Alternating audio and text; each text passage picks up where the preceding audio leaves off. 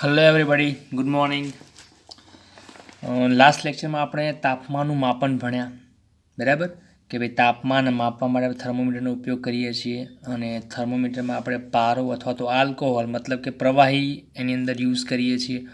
અને એ જે પ્રવાહી છે એનો કયો ગુણધર્મ તાપમાન માપવા માટે હેલ્પફુલ થાય છે આપણને? તો કે તાપમાન સાથે પ્રવાહીના કદમાં ફેરફાર થાય છે. એટલે કે કોઈ પણ પ્રવાહીને આપણે ઉષ્મા ઉર્જા આપીએ, બરાબર, ત્યારે એનું પ્રસરણ થાય છે અને કદમાં ફેરફાર થાય છે. તો કદ પ્રસરણના સિદ્ધાંત ઉપર આપણા પ્રવાહી થર્મોમીટર કાર્ય કરે છે. ઓકે, પછી કોઈ પણ અલગ અલગ તાપમાનના સ્કેલની જો આપણે સરખામણી કરવી છે તેને કઈ રીતે કરી શકીએ એ પણ આપણે ઇક્વેશન જોયા, બરાબર. ઓકે, આ ટોપિકમાં આપણે જોઈએ. આજનો આપણો ટોપિક છે આદર્શ વાયુ સમીકરણ અને નિરપેક્ષ શૂન્ય તાપમાન, ideal gas equation and absolute zero temperature. Okay, આ પોઈન્ટ આપણે કેમ ભણવાનો છે પહેલાં જોઈ લઈએ.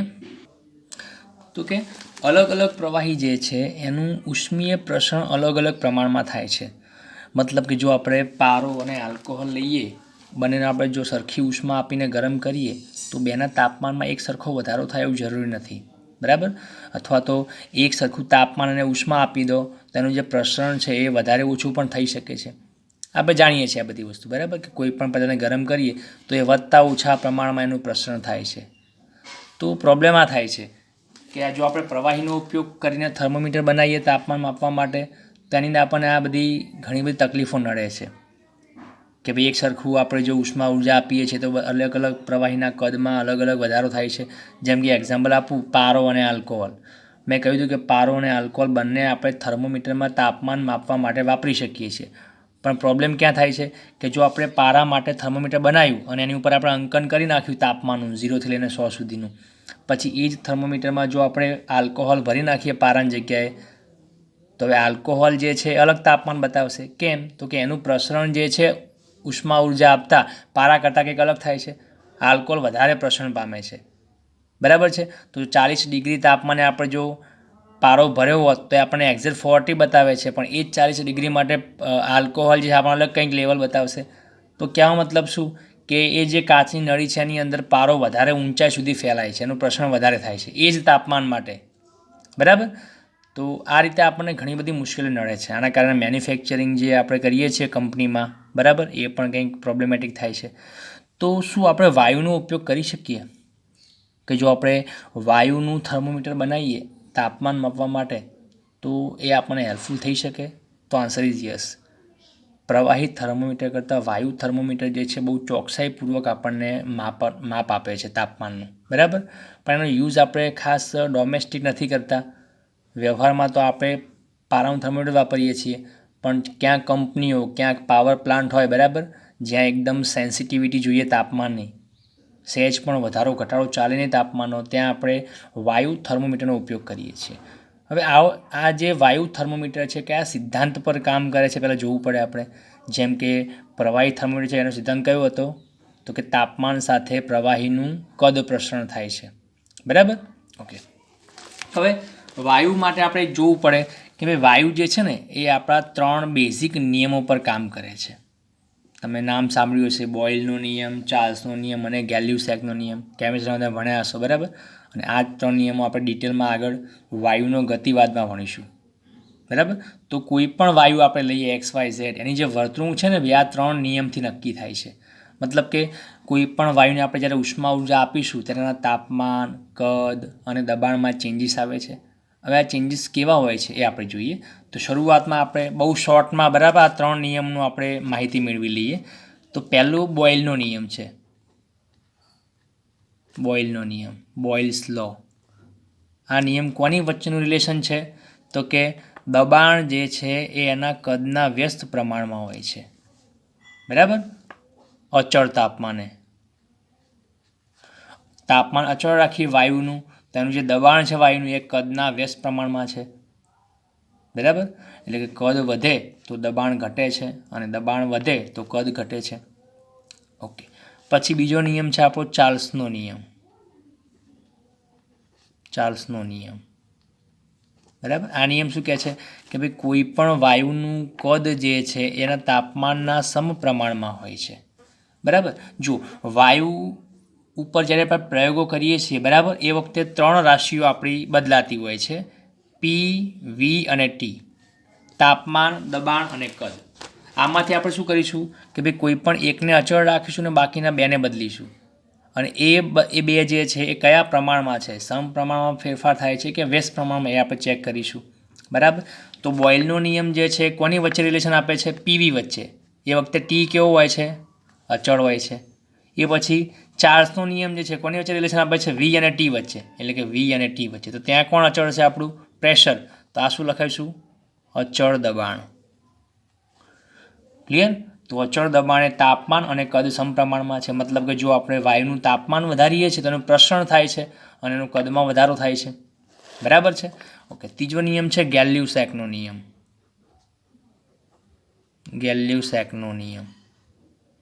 હવે ઓબ્વિયસલી આ નિયમ કોની વચ્ચે હશે, તો જો જોડ આવી ગઈ, પીવીની જોડ બની ગઈ, વીટીની બની ગઈ, તો હવે કોની બનશે, પી અને ટીની. તો પી ચલે છે ટી, તો એ કોણ અચળ રહેશે, અચળ કદ, મતલબ કે વી. ક્લિયર. તો આ 3 નિયમો જે છે એની ઉપર આપણો વાયુ કામ કરે છે. ઓકે. હવે આની અંદર જુઓ તમે કે તમને એક આના વિશે ડિટેલમાં આપણે આગળ ભણીશું. બરાબર. થર્મોડાયનેમિક અને વાયુના ગતિવાદમાં. તો થોડું આને આપણે બહુ વધારે ડિટેલમાં જતા નથી, પણ તમને એક જરૂરી વસ્તુ હું કહી દઉં કે જો આ 3 સમીકરણ જે છે આપણે કમ્બાઈન કરી લઈએ તો શું લખાય. તો જુઓ, આ વીને આપણે આ બાજુ લાવી દઈએ અને ચલન દૂર કરી અચાનક મૂકવો પડે, તો આના માટે શું લખીશું, બોયલનો નિયમનું બીજું સ્વરૂપ કયું થાય, પીવી બરાબર અચળ. આવું લખાય, પીવી બરાબર અચળ. એ ચલન દૂર કર્યું આપણે. અહીંયા શું લખાય, વી ચલે છે ટી, તો આપણે શું લખી શકાય, વી બરાબર અચળ ગુણ્યા ટી લખાય. આ રીતે એક અચળાંક મૂક્યો ને, એ અચળ આપણે લખી દઈએ ને. બરાબર. નામ નથી આપતા અચળાંકનું. ઓકે. તો ટીને છેદમાં લઈ જાઓ તો શું લખાશે, વી બાય ટી બરાબર અચળ થાય. Second equation. ઓકે. થર્ડમાં સેમ શું થશે, પી બાય ટી બરાબર અચળ. આ રીતે. તો જુઓ, અચળનો મતલબ તમે બદલાય નહીં. તો આ જે ત્રણેય સાઈડ છે આપણી, એમાં જમણી સાઈડ જે 3 ઇક્વેશનમાં શું છે, અચળ દેખાય છે, તો આપણે સરખાઈ દઈએ આને. બરાબર છે. ચલો, તો આ ત્રણેય ઇક્વેશનને કમ્બાઈન કરો ને તો આપણને શું મળશે, તો જુઓ, પીવી સેકન્ડ ઇક્વેશન, વી તો અંશમાં છે તો અહીંયા એકવાર વી આવી ગયો. બરાબર. છેદમાં શું આવશે, ટી આવશે, તો નીચે આવશે ટી. તો ત્રણેય સમીકરણ આપણે જ્યારે કમ્બાઈન કરીએ આપણે આવું સમીકરણ મળે છે, પીવી અપોન ટી બરાબર અચળ. ક્લિયર. ઓકે. તો આ થઈ ગયું આપણું આદર્શ વાયુ સમીકરણ. હવે આ જે અચળ છે એની વેલ્યુ કોની ઉપર ડિપેન્ડ કરે છે, તો અચળાંક મૂકવો પડે. તો હવે એ અચળાંકને આપણે નામ આપી દઈએ પીવી અપોન ટી બરાબર આર, જ્યાં આરને શું કહીએ છીએ આપણે, સાર્વત્રિક વાયુ નિયતાંક. સાર્વત્રિક વાયુ નિયતાંક અથવા તો યુનિવર્સલ ગેસ કોન્સ્ટન્ટ કહીએ છીએ, આર. બરાબર. અને આરનો જે એકમ છે જૂલ પર કિલોગ્રામ પર કેલ્વિન. આ રીતે છે, જૂલ પર કિલોગ્રામ પર કેલ્વિન. કેલ્વિન આપણો તાપમાનનો એસઆઈ એકમ છે, આગળ વાત કરી હતી આપણે. બરાબર. સેલ્સિયસ અને ફેરનહાઇટ નહીં, પણ કેલ્વિન એકમ છે આપણો એસઆઈ એકમ. ઓકે. તો પીવી અપોન ટી બરાબર આર લખાશે, જ્યાં આરની વેલ્યુ કેટલી છે ભાઈ, 8.31 છે. બરાબર. એકમ પાછળ આવશે. ચલો. ઓકે. તો આર માટે તમારે આટલી વસ્તુ યાદ રાખવાની છે. પછી બીજી વસ્તુ છે કે ભાઈ આ જે પણ આપણે વાયુ પર પ્રયોગો કરીએ છીએ એમાં આપણે શું અચળ રાખ્યું છે, બીજી એક વસ્તુ, દળ, જથ્થો. જે જથ્થો વાયુનો છે ભાઈ આપણે એ અચળ રાખેલો છે, બદલ્યો નથી. મતલબ જે પણ આપણે પ્રેક્ટિકલ કરીએ છીએ દબાણ, કદ અને તાપમાનમાં ચેન્જીસ માપવાના, એ વખતે આપણે વાયુને બદલતા નથી. જેટલા પ્રમાણમાં જથ્થામાં વાયુ છે એટલા પ્રમાણમાં એને અચળ રાખીએ છીએ. બરાબર. જો જથ્થો બદલીશું આપણે, વધારે કે ઓછો લઈશું, તો પછી અગાઉના રીડિંગ કરતાં આપણને એની વેલ્યુ કેવી મળશે, પીવીટીની કંઈક અલગ મળશે. માની લો કે ભાઈ 1 કિલોગ્રામ કાં તો 1 મોલ વાયુ પર હું પ્રયોગ કરું છું. બરાબર. તો પીવીટીના મને કંઈક વેલ્યુઓ મળશે કે ભાઈ આટલા તાપમાને કદ અને દબાણ આટલું છે. હવે જો જથ્થો હું 2 મોલ કે 2 કિલોગ્રામ કરી નાખું તો ઓબ્વિયસલી રીડિંગ મારા બદલાઈ જવાના છે પીવીટીના. તો મતલબ આ જે અચળ છે બીજું કોના ઉપર ડિપેન્ડ કરી શકે છે? જથ્થા ઉપર. અને જથ્થો જે છે વાયુને આપણે મોલમાં દર્શાવીએ છીએ, નોટ કિલોગ્રામ. બરાબર છે? ઓકે. તો વાયુના જથ્થાને મોલમાં બતાવીએ અને મોલનો સિમ્બોલ આપણે લઈએ છીએ મ્યુ. બરાબર? મ્યુ. આ રીતે તમે દરેક આ સિમ્બોલથી પરિચિત છો. ઓકે. તો અહીંયા શું લખી શકાય બીજું? મ્યુ. તો આપણું એક્ઝેક્ટ ઇક્વેશન શું બને ભાઈ? PV/T બરાબર મ્યુ આર. તો એટલા માટે આ જે આરનો એકમ છે ભાઈ સાર્વત્રિક વાયુ નિયતાંક, એને બીજો આપણે એકમ કયો બનાવીએ છીએ? જૂલ પર મોલ પર કેલ્વિન. જો આ રીતે. આમ તો નોર્મલી કોઈ ઘન પ્રવાહી કે વાયુ પદાર્થ હોય એનો જથ્થો આપણે કિલોગ્રામમાં માપી શકીએ છીએ ભાઈ, એ ઓકે છે. પણ સ્પેશિયલી વાયુની જ્યારે વાત આવે ને ત્યારનો જથ્થો આપણે મોલમાં પ્રિફર કરીએ છીએ માપવાનો. તો એટલા માટે આરનો એકમ શું બને? જૂલ પર મોલ પર કેલ્વિન. ક્લિયર? ઓકે. તો આપણે આને કેજીને લઈ લઈએ પણ શું લઈશું આપણે? મોલવાળું ઇક્વેશન લઈશું, સોરી સૂત્ર. ઓકે. તો હવે આને આપણે જો ટીને આ બાદ શું બનશે? પીવી બરાબર મ્યુ આર ટી. ચલો. તો આપણે શું કહીએ છીએ કે મોટા ભાગના જે વાયુઓ છે, ઇવન બધા જ વાયુઓ જે છે એ આદર્શ વાયુ સમીકરણને ફોલો કરે છે. મતલબ આદર્શ વાયુ જેવી કે વસ્તુ છે નહીં એકચ્યુઅલી. આદર્શ વાયુ, આઈડિયલ ગેસ કોને કહેવાય ભાઈ? તો કે આ સમીકરણ પ્રમાણે જે ફોલો કરે, વર્તણૂક કરે એને આપણે આદર્શ વાયુ કહીએ છીએ. પણ કોઈ પણ વાયુ જે છે એની અંદર કંઈક તો અલગ હશે જ. બરાબર? જેમ કે કોઈ પણ આદર્શ વિદ્યાર્થી ના હોય. આદર્શ વ્યાખ્યા શું હોય ભાઈ? બધી રીતે પૂરો હોય. બરાબર? ભણવામાં, બિહેવિયરમાં, ડિસિપ્લિન બધી રીતે હોય. પણ એવું કોઈ પરફેક્ટ હશે માણસ? ના. કંઈક તો એમાં થોડું આગું પાછું હશે. એ રીતે આદર્શ વાયુ જે છે એ પોસિબલ નથી. પણ આપણે કંઈક એને જો મળતા આવતા હોય તો આપણે આદર્શ વાયુ કહી શકીએ. તો બધા જ જે વાયુઓ છે ને આ ઇક્વેશનને ફોલો કરે છે. પીવી બરાબર મ્યુ આર ટી. બરાબર? જ્યાં પી દબાણ, વી કદ, મ્યુ છે જથ્થો મોલમાં, આર નિયતાંક છે અને ટી ટેમ્પરેચર છે. ઓકે. હવે જુઓ, આપણે વાત કરવી છે નેક્સ્ટ વાયુ થર્મોમીટરની. બરાબર? ઓકે. તો હવે તમે ચેક કરી શકો કે આની અંદર આપણે જો વાયુ થર્મોમીટર બનાવવું છે તો સીધી વસ્તુ છે ભાઈ, થર્મોમીટરનું કામ શું હોય? તાપમાન માપવાનું. બરાબર? પણ એ જે તાપમાન છે એ કોના આધારે માપે છે, કયા વિધેય તરીકે માપે છે, બદલાતા જાય છે. જેમ કે આપણે પારાનું જે થર્મોમીટર એમાં શું કરતા હતા આની અંદર કે પારાનું કદ બદલાય છે અને એ કદ જે છે મળશે આપણને, જે લેવલ મળશે પારાની હાઇટ. બરાબર? એ હાઇટની સાપેક્ષ આપણે શું માપીશું ભાઈ? તાપમાન માપીશું. તો આપણે શું કહીશું કે ભાઈ પ્રવાહી થર્મોમીટરમાં આપણે જે તાપમાન માપીએ છીએ ટી, એ કોનું વિધેય છે ભાઈ? કદનું વિધેય છે. જુઓ, તમે મેથેમેટિકનું આ રીતે લખતા હતા, એફએક્સ ફંક્શન કહેવાય આને, એક્સનું વિધેય છે. એ પ્રમાણે અહીંયા શું બતાવે કે ભાઈ આ જે તાપમાન છે કોનું વિધેય છે? કદનું વિધેય છે. એટલે કે જેમ જેમ પારાનું કદ બદલાય, એની હાઇટ બદલાય, એના આધારે જે આપણા આંકડા દર્શાવેલા છે એના લેવલ ઉપર, એના આધારે તાપમાન માપીએ છીએ આપણે. બરાબર? ઓકે. તો આ રીતે વાયુ થર્મોમીટર જે છે એની અંદર પણ આપણે તાપમાન માપવાનું છે. તો એને કોનું વિધેય બનાવીશું? તો યાદ રાખો, વાયુ થર્મોમીટર જે છે એ ગેલ્યુસેકના નિયમ પર કામ કરે છે. બરાબર? વાયુ થર્મોમીટર કોના ઉપર કામ કરે છે? ગેલ્યુસેકના નિયમ પર. એમાં શું બતાવે છે કે ભાઈ તાપમાન બદલાશે કોના આધારે ભાઈ? વાયુના દબાણના આધારે.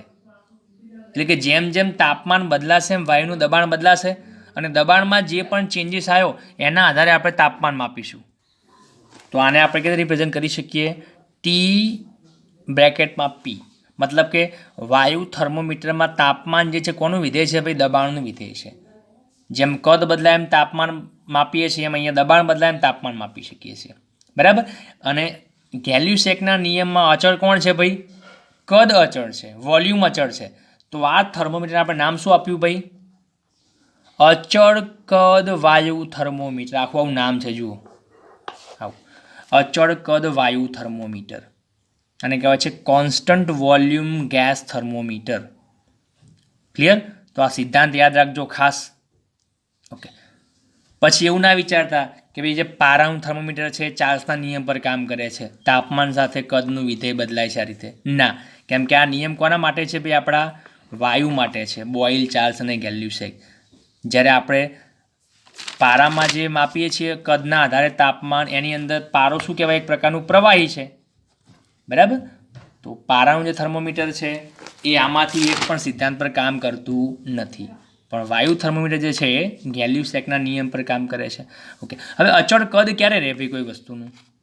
તો આપણે વાયુને જે પણ પાત્રમાં ભર્યો હોય એ પાત્રનું જો કદ ના બદલાતું હોય તો વાયુનું કદ નહીં બદલાય એવું કહી શકાય. કેમ કે કોઈ પણ વાયુનું કદ કેટલું હોય ભાઈ? એને જે પાત્રમાં ભર્યું છે એ પોતાનું કદ કહેવાશે. જેમ કે ડબ્બામાં વાયુ ભરી નાખીએ આપણે, માની લો કે વાયુના 3-4 અણુઓ છે અને 3-4 અણુને આપણે એક નાના ડબ્બામાં ભરી નાખીએ છીએ, તો એનું કદ કેટલું કહેવાય? એ ડબ્બા જેટલું. હવે ડબ્બો તમે ખોલી નાખો છો તો એ જે વાયુ છે આખા રૂમમાં આવી જાય છે, આપણે બંધ રૂમમાં, બરાબર? તો હવે વાયુનું કદ કેટલું કહેવાય? બંધ રૂમ જેટલું કહેવાય. ભલે અણુની સંખ્યા એની જ છે, પણ વાયુને ભ્રમણ કરવા માટે કેટલી જગ્યા અવેલેબલ છે? તો આખા રૂમ જેટલી, તો એનું કદ કહેવાશે. તો આનો મતલબ શું કે અચળ કદનો મતલબ શું થાય? કે વાયુને જે પાત્રમાં ભર્યો છે એ પાત્ર જો બંધ કરી નાખીએ આપણે તો એ જે કદ છે એનું, એ જ કદ આપણું વાયુનું કદ કહેવાય. હવે એને જો આપણે બદલાવા ના દઈએ અને પછી એને આપણે ગરમ કરીએ એ પાત્રને, તો શું થવાનું ભાઈ? વાયુ તો બહાર નીકળી શકવા નથી, કદ તો બદલાવા નથી. તો પછી એ વખતે જે તાપમાનમાં વધારો થાય એના કારણે એને કઈ પ્રોપર્ટીમાં ચેન્જ આવશે? તો જો કદ ના બદલાતું હોય અને તાપમાન જો બદલીએ આપણે તો શેમાં ચેન્જ આવવો જોઈએ? પછી બાકીની ક્વોન્ટિટી પ્રેશરમાં ચેન્જ આવવો જોઈએ. અને બંને કેવા પ્રમાણમાં છે ભાઈ? તાપમાન અને દબાણ સમપ્રમાણમાં છે. તો જેમ જેમ તાપમાનમાં વધારો કરીએ એમ એના દબાણમાં પણ વધારો થાય છે. એટલે કે અંદરના જે અણુઓ છે ને એ બહાર નીકળવા પ્રયત્ન કરશે અને દિવાલ જે છે પાત્રની એને હીટ કરશે, આમ એકદમ ફોર્સથી લગાડશે એની ઉપર. પણ કદ તો અચળ છે, કદ તો બદલાવા નથી. તો સાથે જે હીટ કરશે દિવાલ ઉપર પાત્રની અણુ આ રીતે, તો દબાણમાં શું કરશે? વધારો કરશે. સમજાય છે? ઓકે. તો આ સિદ્ધાંત ઉપર આપણું વાયુ થર્મોમીટર વર્ક કરે છે.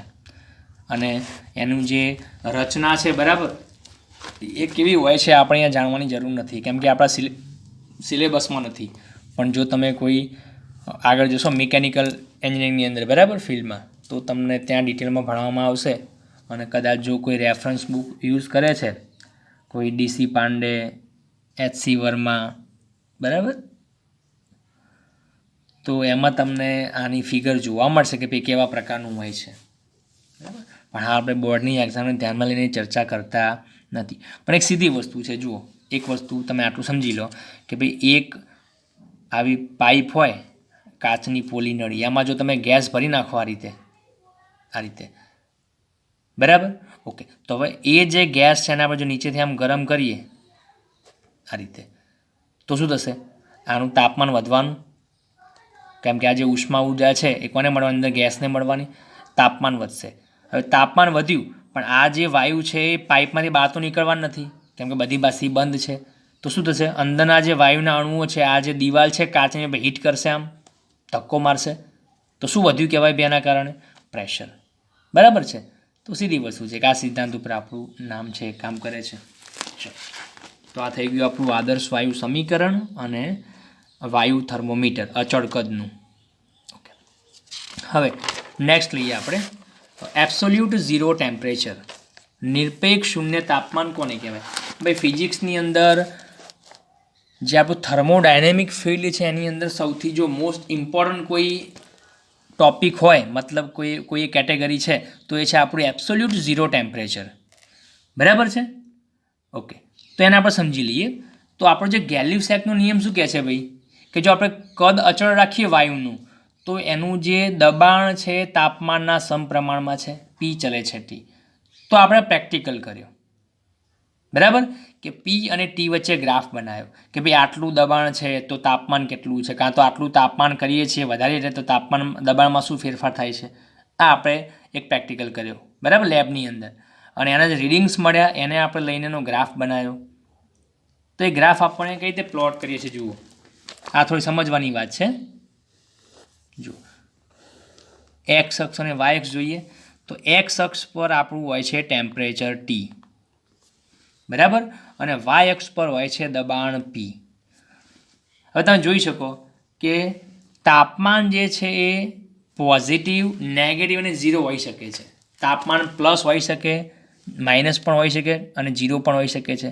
એટલા માટે તાપમાનની અક્ષ આપણે કેટલી બતાવીએ? 2 અક્ષ બતાવીએ છીએ, પ્લસ ટી અને માઇનસ ટી, આ રીતે. બરાબર, પણ દબાણ હંમેશા ધન જ હોય. દબાણ કાં તો ઝીરો હોય કાં તો ધન હોય, નેગેટિવ દબાણ હોઈ શકે નહીં. સમજાય છે? ઓકે, ચલો. તો આ રીતે આપણે ગ્રાફ બનાવવાનો ટ્રાય કરીએ. હવે આપણે શું કર્યું? કોઈ એક ચોક્કસ વાયુ લઈએ છીએ, બરાબર, અને એ વાયુનું એક ચોક્કસ તાપમાન રાખીએ છીએ એને ગરમ કરીને.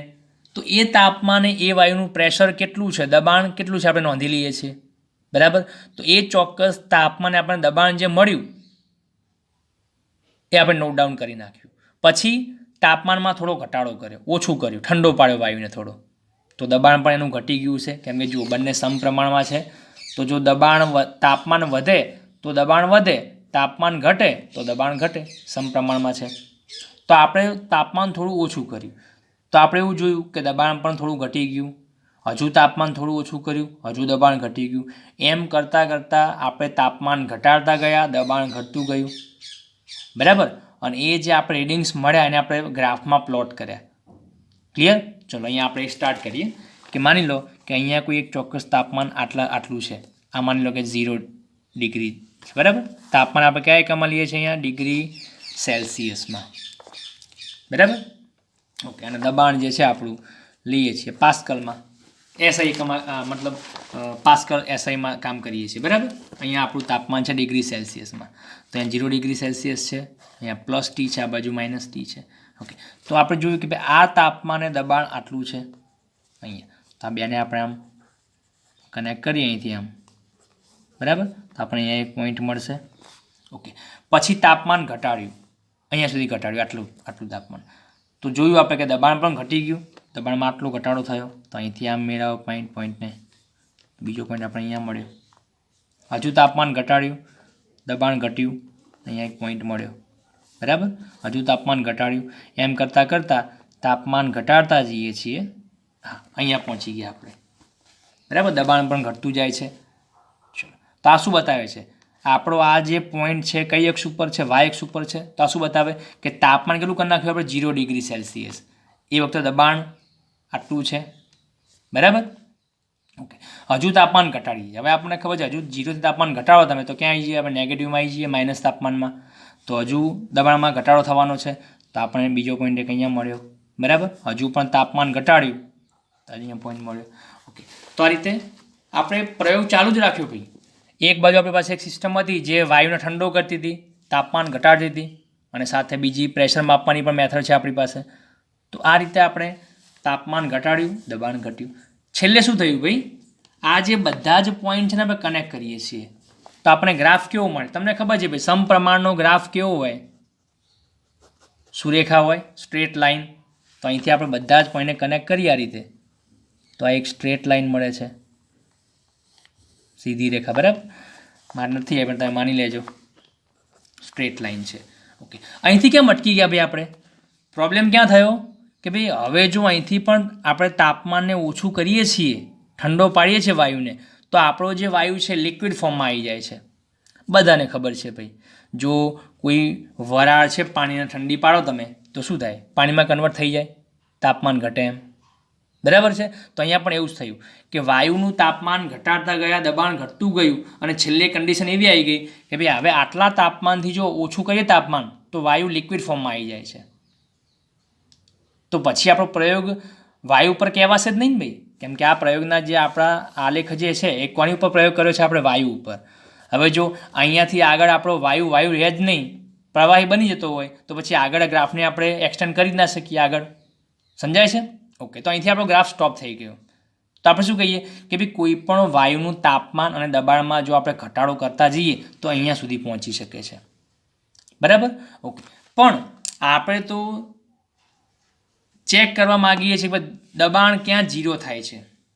વાયુનું દબાણ ઘટતું જાય છે ને ભાઈ, તો ઘટતાં ઘટતાં 0 ક્યાં થાય છે?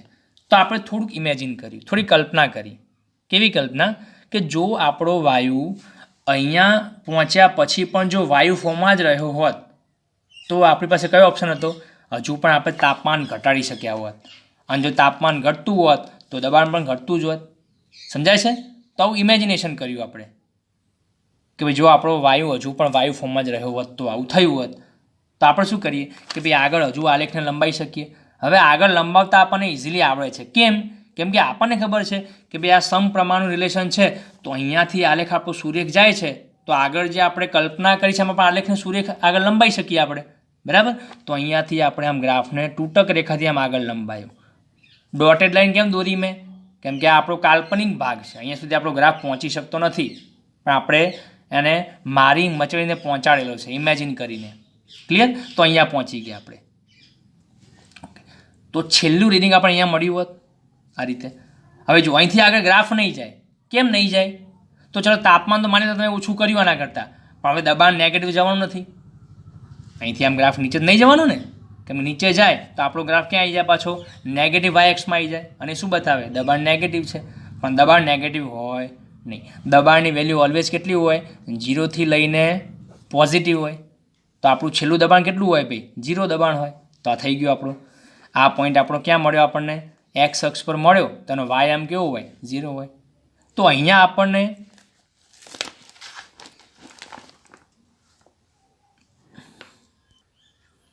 એક અંતિમ સ્થિતિ મળે છે. બરાબર?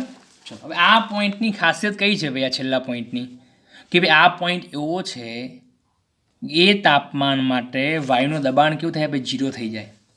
0 પ્રેશર. સમજો? બરાબર છે?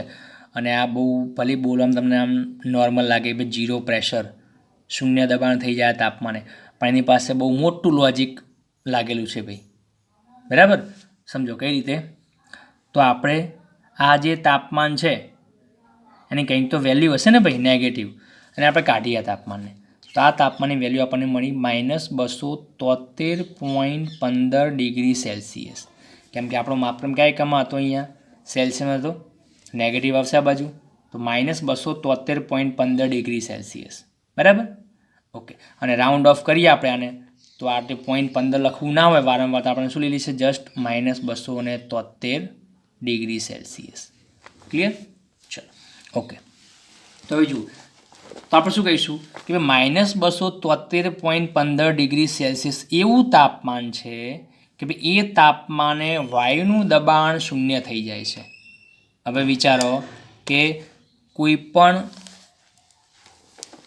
વસ્તુનું દબાણ 0 થાય એનો મતલબ શું થાય ભાઈ? ભાઈ વાયુનું દબાણ કોના કારણે હોય છે? માની લો કે આ બંધ પાત્રમાં આપણી પાસે એક વાયુ ભરેલો છે. આની અંદર તમારા ઘરમાં જે ગેસ સિલિન્ડર છે એની અંદર વાયુ જ ભરેલો હોય છે. બરાબર? એના અણુ અંદાજે ભ્રમણ કરતા હશે. ભાઈ વાયુનો અણુ શું ધરાવે છે? ગતિ ઉર્જા ધરાવે છે, અસ્તવ્યસ્ત ગતિ કરે છે. બરાબર? હવે આ જે વાયુના અણુ ગતિ કરતાં દિવાલને અથડાશે, તો એ દિવાલ પર શું ક્રિએટ કર્યું કહેવાય? દબાણ ક્રિએટ કર્યું કહેવાય. તારો મતલબ શું કહેવાય? કે જ્યાં સુધી વાયુના અણુઓ ભ્રમણ કરતા હશે ત્યાં સુધી એ દબાણ લગાવવાના છે. બરાબર? ઓકે. હવે જેમ જેમ તમે વાયુ ઠંડો પાડ્યો, તાપમાન ઘટાડ્યું, એમ દબાણ ઘટ્યું. મતલબ શું કહેવાય? આ જે અંદરના વાયુઓ છે ધીમા પડી ગયા, એની ગતિ ઉર્જા કેવી થઈ ગઈ? ઓછી થઈ ગઈ. અને જો ધીમા પડશે તો એ ઓછું દબાણ ઉત્પન્ન કરશે. આ રીતે સમજાય છે? પણ દબાણ તો ક્રિએટ કરશે જ. તો દબાણ જો છે, લાગે છે, ભલે વધારે કે ઓછું, તો એ શું સાબિતી આપે છે? કે ભાઈ અંદરના વાયુના અણુઓ હજુ ગતિ કરે છે. પણ માની લો કે હવે અહીંયા આપણે ટચ કરીશું આ દિવાલ ઉપર પાત્રની, પણ અહીંયા કોઈ દબાણ નથી લાગતું, દબાણ 0 થઈ ગયું. આનો મતલબ શું થઈ ગયો? હવે આ જે અંદરનો આ જે વાયુના અણુઓ છે એ ગતિ કરતાં બંધ થઈ ગયા. કેમ? ગતિ કરશે તો દિવાલને અથડાશે તો દબાણ હશે, પણ દબાણ 0 મતલબ ગતિ નથી કરતા. ભાઈ વાયુના અણુ ગતિ કરતા જ નથી. આ બહુ મોટી વસ્તુ છે કે ભાઈ વાયુના અણુઓ જો ગતિ કરતાં બંધ થઈ જાય તો શું થાય? તો આપણે અહીંયા ભણાવવા રહ્યા હોત હાજર, હું લેક્ચર બનાવી શકું ભાઈ અહીંયા, તમે સાંભળી શકો? ના. કેમ ના? તો વાયુના અણુઓ ગતિ કરે છે તો આપણે શ્વાસમાં ઓક્સિજન લઈ શકીએ છીએ. નહીં તો શું થાય ભાઈ? ગતિ જ ના કરે તો અણુઓ જો ત્યાં થંભી જાય તો શ્વાસમાં શું લઈએ ભાઈ આપણે? તો જીવ સૃષ્ટિનો શું થઈ જાય ભાઈ? નાશ થઈ જાય. તો જો આ એક મોટું લોજિક છે ભાઈ, કે આવી કન્ડિશન કદી આવી ના જોઈએ. એટલે કે આપણું જે તાપમાન છે વાયુનું એ આટલે પહોંચવું ના જોઈએ. જો આવું પહોંચે તો પ્રોબ્લેમ થઈ જાય. વાયુનો અણુ ત્યાં થંભી જ જાય ભાઈ, ગતિ કરતાં બંધ થઈ જાય, આખી દુનિયા ત્યાં સ્થાયી થઈ જાય. અને એટલા માટે કીધું ને કે ભાઈ આપણો આ જે ગ્રાફ છે એ કેવો છે, કાલ્પનિક છે, બાકી આપણો ગ્રાફ તો અહીંયા સુધી જ પહોંચે છે. તો આ એક આપણી ગોડ ગિફ્ટ કહેવાય ભાઈ, નેચરની આપણા ઉપર એક કૃપા કહેવાય, બરાબર, દયા કહેવાય કે ભાઈ અહીંયા સુધી ગ્રાફ આપણો આવે છે, અહીંયા પહોંચી શકતા નથી. સમજાય છે? ઓકે. તો સીધી વસ્તુ છે કે ભાઈ સૌથી વધુ જો ઉર્જા કોઈ માગે, કોઈ અવસ્થા એના અણુઓને ગતિ કરતાં બંધ કરવા માટે, તો એ કઈ અવસ્થા હોય? વાયુ અવસ્થા હોય. કેમ કે ઘનના અણુ તો ઓબ્વિયસલી પહેલાંથી જે સ્થિર હોય છે, બરાબર. પ્રવાહીના અણુઓ ધીમે ધીમે ગતિ કરતા હોય છે અને વાયુના અણુઓ સૌથી વધારે ઝડપથી ગતિ કરતા હોય છે. તો કોને આપણે વધારે ઉર્જા આપવી પડે સ્થિર કરવા માટે? ઓબ્વિયસલી વાયુના અણુઓને, બરાબર. ઓકે. તો હવે આ જે વાયુના અણુઓ છે એ 273.15 એટલે કે માઇનસ આગળ આટલા તાપમાને સ્થાયી થઈ જાય છે. અને આ જે તાપમાન છે ને કદી મળતું નથી, પણ આ બ્રહ્માંડનું સૌથી નીચું તાપમાન છે ભાઈ. કેમ કે આનાથી આગળ તો માઇનસ ટેમ્પરેચરની જરૂર છે જ નહીં આપણા માટે, પોસિબલ જ નથી. કેમ કે આનાથી આગળ તમે જાઓ માઇનસમાં, પણ દબાણમાં તો કોઈ ફેરફાર થવાનો નથી, કેમ કે દબાણ તો ઓલવેઝ પોઝિટિવ હોય છે. તો ઝીરો દબાણ જે તાપમાને થાય ને ભાઈ, ઝીરો પ્રેશર જે તાપમાને, એ તાપમાન કેવું કહેવાય આપણું ભાઈ? અંતિમ તાપમાન કહેવાય. તો આ જે -273.15 ડિગ્રી સેલ્સિયસ તાપમાન છે ને, એને આપણે નામ આપ્યું નિરપેક્ષ શૂન્ય તાપમાન, બરાબર. ઇંગ્લિશમાં કહેવાય એબ્સોલ્યુટ ઝીરો ટેમ્પરેચર. અને મિત્રો આ બ્રહ્માંડનું, આખા યુનિવર્સનું, પૃથ્વીની વાત નથી કરતું, આખા બ્રહ્માંડની વાત કરું છું, એનું સૌથી નીચું તાપમાન છે. આનાથી નીચું તાપમાન ક્યાંય હોય નહીં, આપણે પ્રાપ્ત કરી શકતા નથી. આ બોર્ડર છે તાપમાનની, બરાબર. ઓકે. અને આ જે શોધ છે, આ જે રિસર્ચ છે, બરાબર, એ કર્યું કેલ્વિન નામના સાયન્ટિસ્ટે, લોર્ડ કેલ્વિન.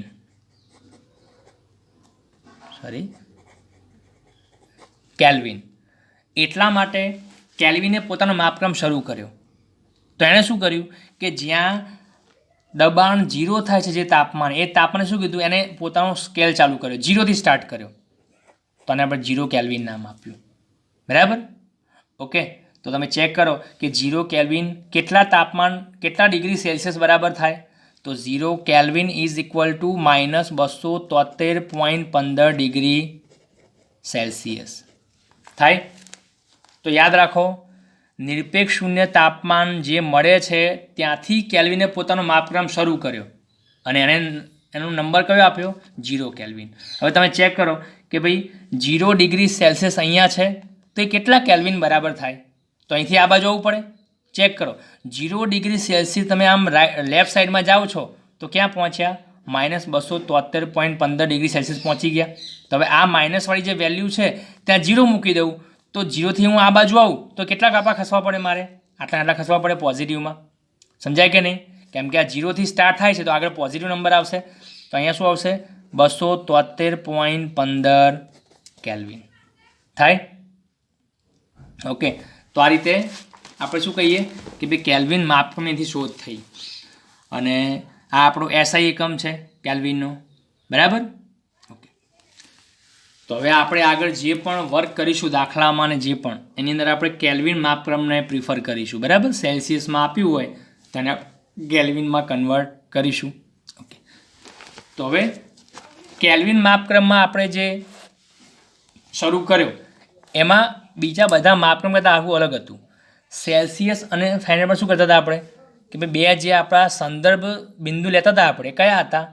એક તો પાણીનું, એટલે કે પાણીનું ગલન બિંદુ બરફનું 0 ડિગ્રી સેલ્સિયસ, અને બીજું પાણીનું ઉત્કલન બિંદુ 100 ડિગ્રી સેલ્સિયસ. આ બે આપણા એક રેફરન્સ પોઈન્ટ હતા જેના આધારે આપણે આખો સ્કેલ બનાવતા હતા. હવે આની અંદર રેફરન્સ પોઈન્ટ કયો છે? 273.15 કેલ્વિન રેફરન્સ પોઈન્ટ કહેવાય આપણો? Answer is no. કેમ ના કહેવાય? તો કેલ્વિન માપક્રમ માટે રેફરન્સ પોઈન્ટ કયો લેવો પડે આપણે? હવે આ લેવો પડે. કેમ? કેમ કે આનાથી બીજું કોઈ તાપમાન મળવાનું છે ના, કેમ કે આ સૌથી નીચું તાપમાન છે, આનાથી આગળ કોઈ તાપમાન છે નહીં. નોર્મલી સેલ્સિયસ માપક્રમમાં શું કરતા હતા કે 0 ડિગ્રી સેલ્સિયસ અને 100 ડિગ્રી સેલ્સિયસ, અહીંથી આપણે નીચે આગળ ગયા નથી હજુ સુધી, અહીંથી આપણે ઉપર આગળ નથી ગયા, બરાબર. તો સેલ્સિયસ માપક્રમ આપણો 0 થી 100 ની વચ્ચે મર્યાદિત હતો. કેમ કે બરફનું તાપમાન 0 ડિગ્રી હતું અને ઉકળતા પાણીનું તાપમાન 100 ડિગ્રી હતું.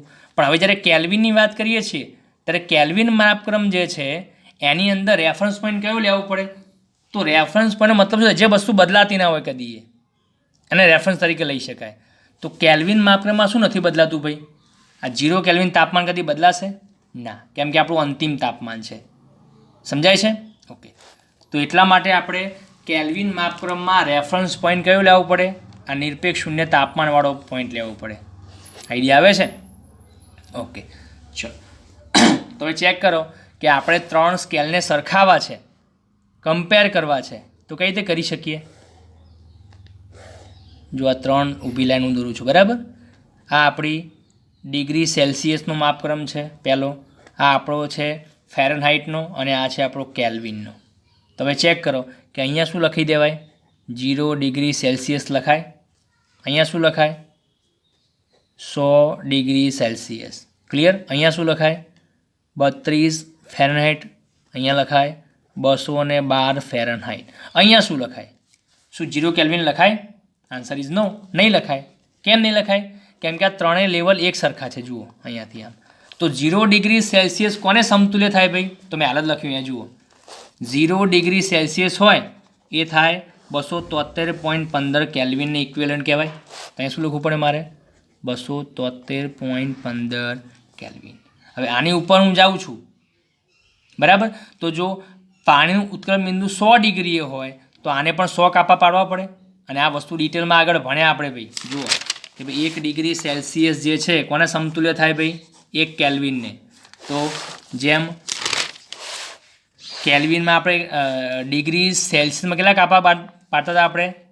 100 કાપા. અને એ જ રીતે કેલ્વિનમાં પણ કેટલા હતા? 100 કાપા. ક્લિયર?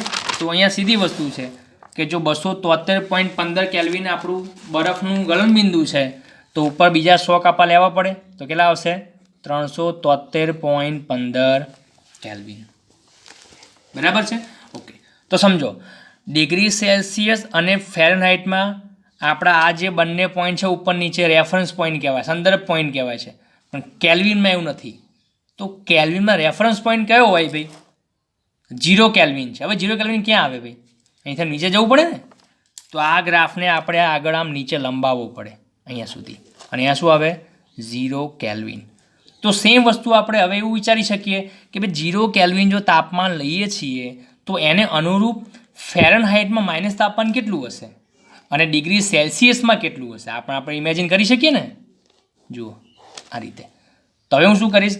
ફેરનહાઇટ માપક્રમ નીચે આમ લંબાવી દઈશ આ રીતે ડોટેડ લાઇનથી. જુઓ કેમ કે ફેરનહાઇટ માપક્રમ આપણો કોની વચ્ચે છે?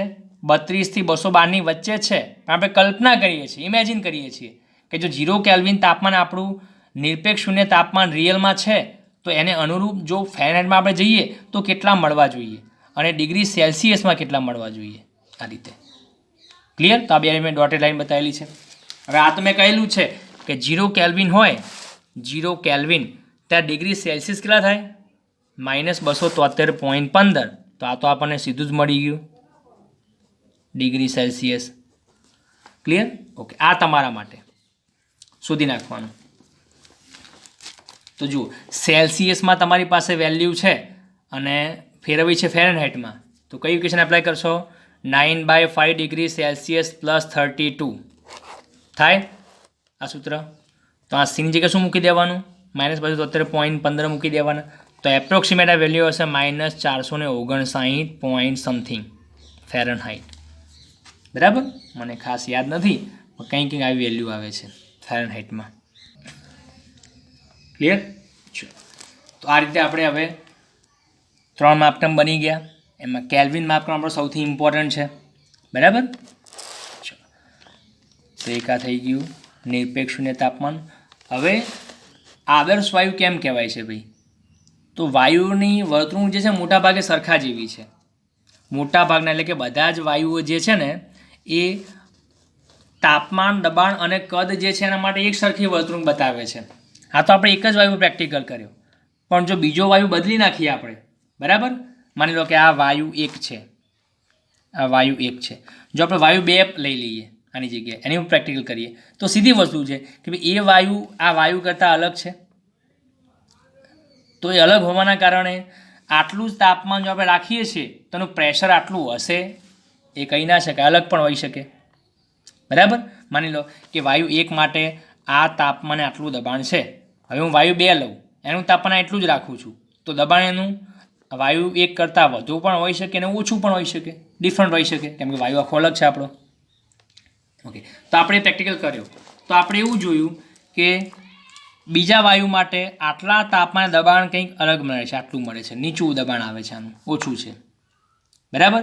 હજુ તાપમાન ઘટાડો છો, દબાણ પાછું ઘટે છે, તો આ પોઈન્ટ પાસે આવે છે. હજુ તાપમાન ઘટાડો છો, દબાણ ઘટે છે, એમ કરતાં કરતાં તાપમાન ઘટાડો દબાણ ઘટતું જયું આ રીતે, બરાબર. તો અહીંયા પણ ગ્રાફ આટલે એન્ડ આવી ગયો, ફર્સ્ટ પોઈન્ટમાં સમજાવ્યું એ પ્રમાણે અહીંયા પણ એન્ડ આવી ગયો. તો આ બધા પોઈન્ટને આપણે કનેક્ટ કરીએ આ રીતે અહીંયા સુધી, ક્લિયર. પણ હજુ પણ આપણે જો કાલ્પનિક લાઈન પૂરી કરી નાખીએ તો નવાઈની વાત એ હતી કે ભાઈ આ વાયુને પણ આપણે જો હજુ આગળ પ્રેક્ટિકલ ચાલુ રાખીએ અને તાપમાન ઘટાડતા જઈએ તો આનો જે એન્ડ પોઈન્ટ છે ને ભાઈ એ અહીંયા જ આવે છે, જે વાયુ 1 માટે હતો એ. તો આનો મતલબ શું કહેવાય કે ઊંચા તાપમાને રીડિંગ્સ થોડા અલગ અલગ છે, આ રીતે જુઓ દબાણ અલગ અલગ છે આના, પણ જેમ જેમ નીચા તાપમાન તરફ જાઓ છો એમ વાયુનું બિહેવિયર કેવું બનતું જાય ભાઈ, સરખા જેવું બનતું જાય છે. અને છેલ્લે એવું કહી શકાય કે વાયુ 2 પણ કયા તાપમાને દબાણ 0 કરી નાખશે, નિરપેક્ષ શૂન્ય તાપમાન પાસે. તારો મતલબ શું કહેવાય ભાઈ કે બંને વાયુનું બિહેવિયર જે છે લગભગ કેવું સરખા જેવું છે, બરાબર. આખા ભાગમાં નહીં, આખા ગ્રાફમાં નથી કહેતા આપણે, પણ જે મેઇન ભાગ છે આપણો કે ભાઈ ક્યાં વાયુ દબાણ પોતાનું 0 કરે છે એ ભાગમાં સરખા જેવું છે. પછી વાયુ 3 લઈએ તો વાયુ 3 માટે અલગ રીડિંગ મળશે આ રીતે, ક્લિયર. આને પણ આમ લંબાઈએ તો આ પણ ત્યાં જ મળશે. તો આપણા જે વાયુઓ છે ભાઈ એ આદર્શ વાયુઓ જેવું વિચારી શકાય કે એનું જે બિહેવિયર છે એ થોડું આઈડિયલ ગેસ જેવું છે, બરાબર. પણ એક્ઝેક્ટ તો એવું હોઈ શકે નહીં, થોડું અલગ પડતું હોય, પણ એને આપણે નેગ્લિજિબલ ગણી લઈએ તો એક સરખા જેવું જ મળશે. ઓકે, તો યાદ રાખો અહીંયા સુધીના જે આપણા ક્વેશ્ચન છે ને એમાં કંઈ હોમવર્ક જેવું કશું છે નહીં, બરાબર.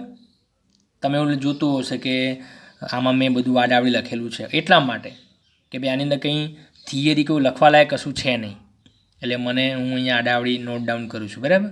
પણ જે થિયરી લખવા લાયક હશે એક્ઝેક્ટ પરફેક્ટ એક્ઝામમાં પૂછાવા લાયક તો એનું તમને PDF ફાઇલ જે છે એ મોકલી દઈશ ગૂગલ ક્લાસરૂમમાં, તમે ચિંતા કરતા નહીં. હા, પણ એક વસ્તુ છે કે તમારે જો આ ક્વેશ્ચનના જે શોર્ટ ક્વેશ્ચન કઈ રીતે પૂછાઈ શકે, MCQમાં કઈ રીતે પૂછાઈ શકે, આની અંદરથી અલગ અલગ વાક્યો, બરાબર. તો એ તમારે જોવું હોય તો તમે કુમાર પ્રકાશન દર્પણ ગાઈડ હશે, બરાબર, એ પણ ચાલશે, કાં તો પછી એપ્લિકેશન પણ છે મોબાઈલમાં કુમાર પ્રકાશનની, એમાં પણ તમને એના ક્વેશ્ચન મળી રહેશે. હા, તો MCQ હેતુલક્ષી મને તૈયારી જો કરવી છે તો એ તમને ક્વેશ્ચન મળી રહેશે, બરાબર. પણ જો 2 માર્ક્સ 3 માર્ક્સ 5 માર્ક્સ થિયરી જે છે એ આ ક્વેશ્ચનમાંથી નહીં પૂછાય, તો એના માટે આપણે અહીંયા હોમવર્ક તરીકે અહીંયા લખતા નથી આ ક્વેશ્ચનને, બરાબર. પણ તમારી જાતે સમજવાનું છે અને આ ક્વેશ્ચન કઈ રીતે બને છે એ તમારી જાતે જોઈ લેવાના છે. ઓકે, ચલો મળીએ નેક્સ્ટ ક્વેશ્ચનમાં. Thank you.